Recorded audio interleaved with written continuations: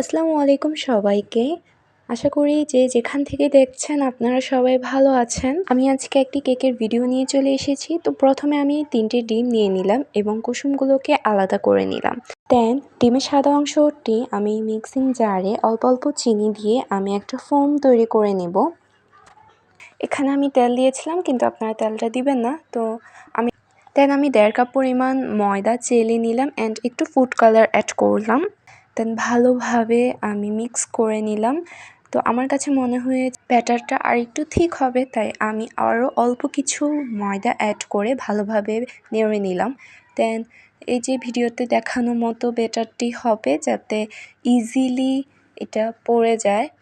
স্মুথভাবে যখন চামচ থেকে ব্যাটারটি পড়বে এবং লেয়ারিং তৈরি করবে, তখন বোঝা যাবে যে ব্যাটারটি একদম পারফেক্টভাবে হয়েছে। দেন আমি অন্যদিকে একটা কেকের মোলে কাগজ তেল ব্রাশ করে নিলাম অ্যান্ড আমি ব্যাটারটি মোলে দিয়ে দিলাম। দেন একটু ঝেঁকে আমি বাবলগুলো বের করে দেন ওভেনে দিয়ে দেব প্রায় 40 মিনিটের মতো। 40 মিনিট পর আবারও ফিরে এলাম।